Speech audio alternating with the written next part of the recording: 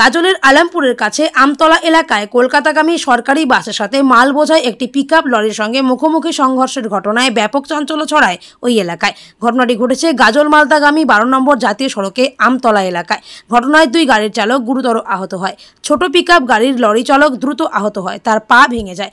স্থানীয়রা উদ্ধার করে তাকে মালদা মেডিকেল কলেজ হাসপাতালে পাঠায়। তারপর সরকারি বাসের চালক দীর্ঘক্ষণ ধরে আটকে থাকে, তার পেটে রড ঢুকে গিয়েছিল।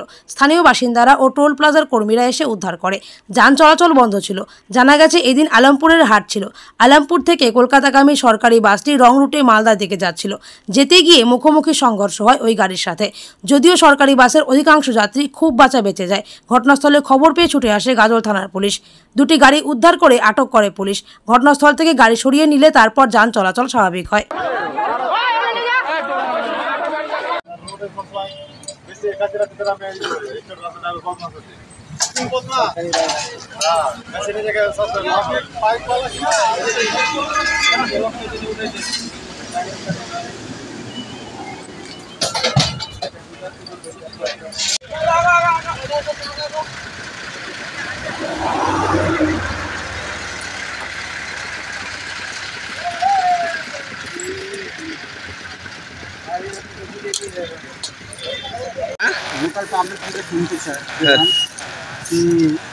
ছোট গাড়ি যে অশোক লিনেন গাড়িটা রডটা ডাক্তারের আর পার হয়।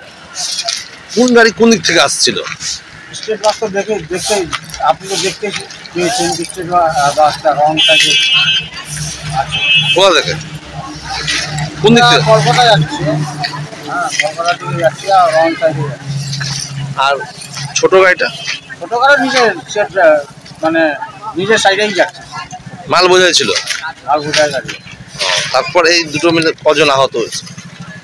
দুটো মিলে ওই ড্রাইভারটা আর ছোট গাড়ির ড্রাইভারটা আর অশোক লিনেন গাড়ি, মানে ছোট গাড়ি বলে অশোক লিনেন গাড়ি, আর বাসের একটা ড্রাইভার।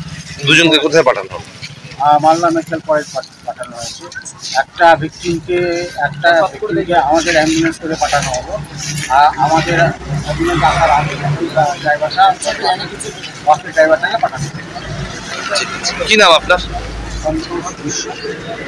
সন্তোষ মিশ্রা। কি পদে আছেন? আমি রুট পেট্রোলিং অফিসার।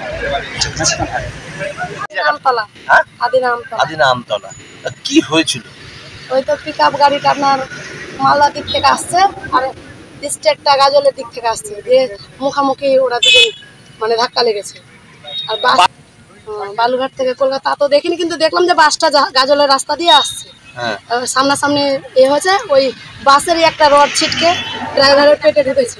বাসের ড্রাইভার তখন প্যাসেঞ্জার গুলো হুড় করে আছে, ওদেরই প্যাসেঞ্জার আবার মানে রডটা টেনে বের করছে। ওইটুকুই আমরা দেখলাম, তারপর তো পালিয়ে এসেছি। কি মনে হচ্ছিল যেটা এই দুর্ঘটনার কারণ? হয়তো ওই পিকআপের ড্রাইভারটা ঘুমন্ত অবস্থায় ছিল, রং সাইডে ছিল, রং সাইডে ওরা আসছে, বাসটা রং সাইডে আসছে, বাসটা রং সাইডে আসছে, ও সাইডে আছে, কিন্তু কিভাবে ধাক্কা লাগছে সেটা তো আমরা বলতে পারবো না। ওই মুহূর্তে তো দেখি। কয়জন তাহলে আহত হয়েছিল? দুটো ড্রাইভার। তাদেরকে কোথায় নিয়ে গেল? সব মালদা মেডিকেলেই নিয়ে গেল আপাতত। আর প্যাসেঞ্জারদের তেমন কিছু হয়েছে না, প্যাসেঞ্জার কারো ক্ষতি হয়নি। এর থেকে তো বড় সড় দুর্ঘটনা হতে পারতো। যদি বাসটা উল্টে গেলে তো অনেক প্যাসেঞ্জারের মানে ক্ষতি হতো।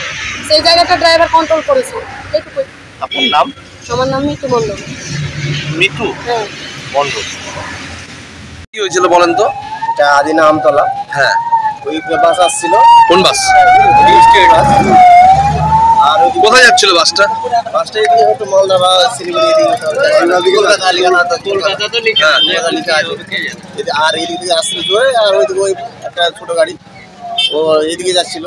যে দুটো মিলে ও আপনার যাচ্ছিল আর ওই আসছিল, একদম ও বুঝতে পারেনি যে বাস আসছে, হঠাৎ ক্রস করে ঢুকেছে আর দিয়ে আমি মেরে দিই।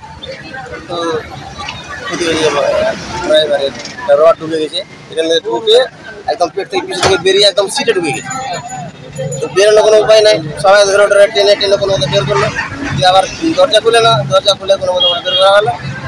কোনো করে বেরিয়ে গেছে, গামছা দিয়ে বেঁধে কোনো করে গাড়িতে মালদা পাঠানো হলো। এই যে দুর্ঘটনা হচ্ছে, ড্রাইভার ছাড়া আর কোনো আহত? না, ওই গাড়ি ছোট গাড়িটা? হ্যাঁ, ড্রাইভারের দুটো ড্রাইভার। আচ্ছা, ওকেও পাঠানো যাবে? ওখানে পাঠানো যাবে। কি মনে হচ্ছে এই দুর্ঘটনার কারণ? কারণ তো বাসেরই দোষ বলবো আমরা, যেহেতু রন সাইডে এসছে আমরা 100% বাসের দোষ দিব, কারণ যেহেতু রন সাইডে এসছে আর উচিতই না রন সাইডে আসার, এর জন্য ও ক্ষতি হলো, এও ক্ষতি হলো, ও ক্ষতি হলো। এটা তো 100% বাসের দোষ দিব আমরা, কারণ যেহেতু রন সাইডে স্পিডে, আর এই গাছ হালকা চলে না, এইসব বাস এসব একদম প্রচুর স্পিডে চলে। পুলিশ এসছে? পুলিশ এখন আসবে, এখনই আসবে। আচ্ছা, আমরা আগেই পাঠিয়ে দিই একটা পেশেন্টকে অন্য গাড়িতে, লোকাল গাড়িতে, এই বাসের ড্রাইভারটাকে তাড়াতাড়ি পাঠিয়ে দিই। পরে অ্যাম্বুলেন্স টাটা আসলো, ওই সে টোল ট্যাক্সে, তাতে ওই ড্রাইভারটাকে পাঠানো হয়েছে। পরে ওই কি নাম আপনার? আমার নাম ষষ্ঠী মন্ডল।